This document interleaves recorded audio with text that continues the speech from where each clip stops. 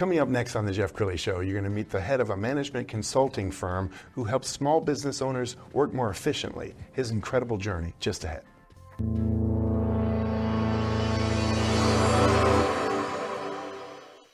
Many are predicting that the worst is yet to come, which is unfortunate, said one person here. Until now, they've enjoyed the reputation of being the nation's icebox. Watched a burglar in his home this morning by webcam. As a journalist of over 25 years, stories are what make my world turn. Reporting live from the Dallas newsroom tonight, Jeff Crilley, Fox 4 News. But in 2008, I took the jump from my familiar life and started a PR firm from my home. We're talking about anyone with a camcorder like the one I'm using becomes a television network. We started slowly growing the company, and we now have over 100 clients, and we've branched into the world of live digital broadcasting. I now own 8 different TV studios and have a huge team, and the stories that I now get to share are sometimes the most important of my life. Life has a funny way of coming around full circle. This is the Jeff Crilley Show. So there's an old saying, don't work in the business, work on your business. And so many small to mid-sized business owners are still trapped in their business. They're doing everything, and they're burning the candle at both ends and in the middle. And every once in a while, they need to bring in a consultant like my next guest, George Mayfield. He's a returning guest. He's with Frameworks Consortium. Thanks for coming on the show. Thank you for having me again, Jeff. It's always great to be in your studio, and you and your staff are always just absolutely amazing. Thank you. Well, you're very kind. I want to hear how your journey began. When you graduated from college, what did you graduate with? I go a little bit further back, actually. So I'm actually a veteran of the U.S. Navy. So I grew up in a small town. I love my father. We have a really great relationship. But when I was younger, I was always kind of held back because we worked a lot. My dad was an entrepreneur. A lot of people in my family were entrepreneurs. And, working so much just kept me out of school. It kept me from doing my homework. And so I was kind of labeled stupid. Wow. So not something I tell a lot of people, but so I kind of felt like I grew up stupid, and then I went into the Navy, which was the same as my dad did, same as my grandfather did. And as soon as, when I got into the Navy, I started seeing the world, and I started seeing myself and how I fit in the world. And I realized that I wasn't stupid, that I actually had a really good talent of organizing things that were going on. I could see the small things that were going on, but I could also see the big picture and how those small things affected that big picture. And so I tried to affect a lot of change when I was in the Navy, but they don't really like that. Not as an enlisted anyway. So I got out, I went to college, and I ended up getting a business degree, got my MBA. And thank you. And I always levitated towards one of my professors. His name was Dr. Scott Sherman. He was, I believe he was the youngest CEO of Tribune at the time. That was one of his stories. And whenever he left, he became a consultant. And all of the stories that he told about helping businesses, I loved. I never wanted to do the same thing twice, in 2 days in a row. And being a consultant, helping companies and leaving the world a better place just led me to get into project management. And then it led me to working for small and medium-sized companies, which led me to be a consultant for small and mid-sized companies. Wow, that's fascinating. Tell me one of your favorite success stories. Well, one of my favorite success stories was last year we were working with a company that actually sells clay shooting supplies. Okay. And have you ever been into a store like that? No. Oh my gosh. I haven't either. I'm not a clay shooter, but these guys, they sold ammo for people that have guns that are tens of thousands of dollars. Oh, wow. We're talking scrolled wood, pretty brass.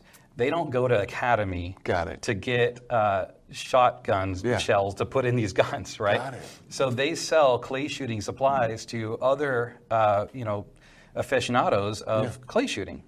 And so, of course, being around that, being in that environment was a lot of fun.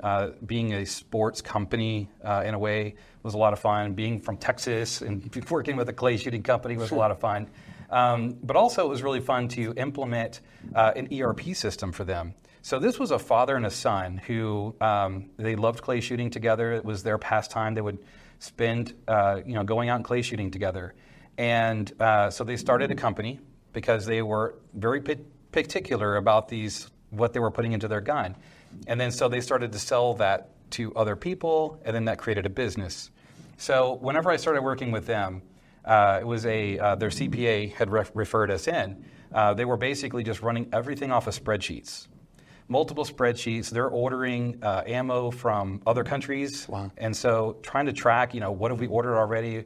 What's on the water? What's in our warehouse? What's been ordered? Yes. Multiple spreadsheets. And which one's the most up-to-date spreadsheet? And all of Right. that stuff. So they had a lot of issues with inventory control, order tracking, over-ordering, under-ordering.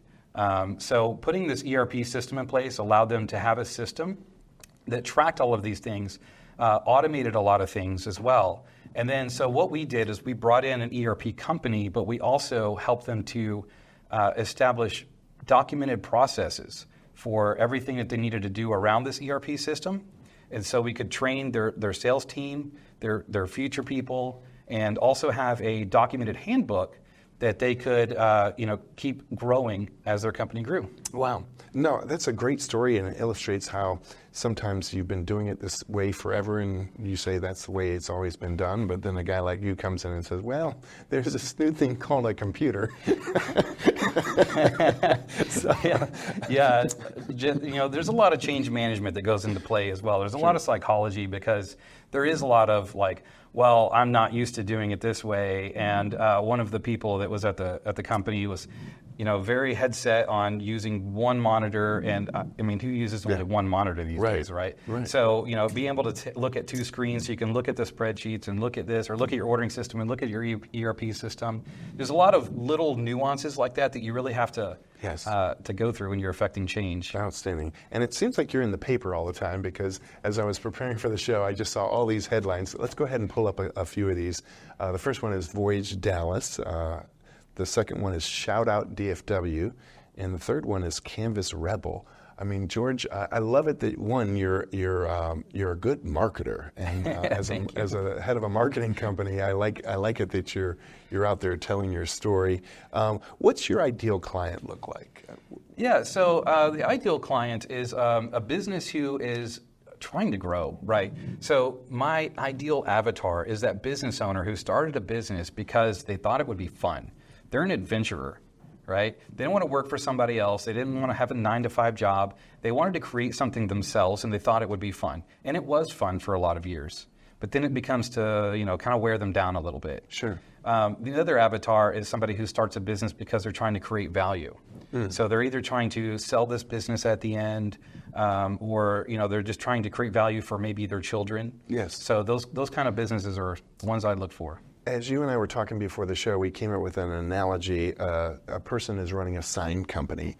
Okay, how would you help a solopreneur or a very small business owner running a sign company?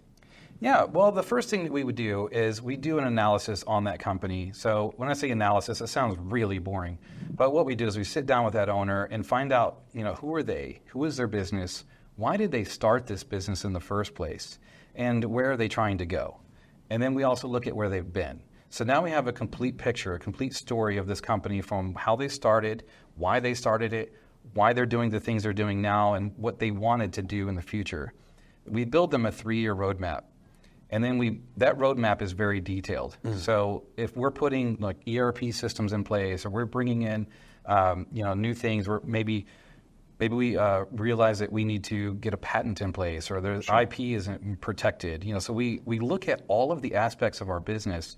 And the reason we call it a consortium is because I started as an operations expert, but we brought in finance, sales and marketing, HR, IT, to look at the complete holistic view of this company. So our plan, our entire C-suite vets out this plan.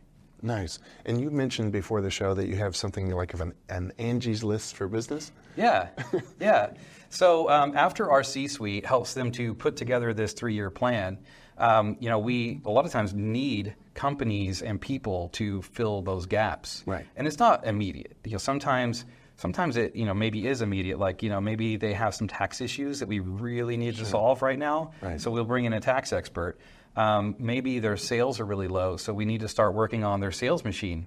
Maybe there's some things in their finances that we found that we can actually help them to have more profit by getting rid of some things. So sometimes there's things that need to happen now, And then, maybe in the next couple of months or the next couple of years, we put in these other things. Yes. So the first people that we turn to when we need those tools is our Frameworks providers. Wow, outstanding. Also want to brag about your blog page because you're a prolific writer. We're going to pull up your blog page, and as we scroll down the blog, talk about the types of topics that you like to get into. I really love to talk about strategic growth. As you can see here, there's a 4-part series. Looking at growth isn't a very simple topic. There's many things that go into a plan, sure. Which is, again, why we have such a holistic view on growing companies. It's just very needed. There's a lot of people that, that growth seems scary to them. And a lot of times they just get comfortable and they don't want to grow anymore. Then they believe that that's why they started in the first place, is just to get to this point. Yes. And so we're trying to break down those barriers. And if COVID taught us anything, is you got to be able to be nimble and pivot, because all these restaurants who didn't really have much of a carry-out service suddenly had to figure that out, right? Absolutely. Yeah. So in the closing minute or two, I want you to look into that camera on the left and talk to the person who might need to hire you. What would you like to say to that person? So what I would like to say is that companies shouldn't be afraid of growth, and they shouldn't be afraid of trying new things. And we're all in a very difficult situation right now with the economy being what it is. We're still recovering from COVID, but there's who knows what's on the horizon, right? But if we have a plan, then you know how to act it out.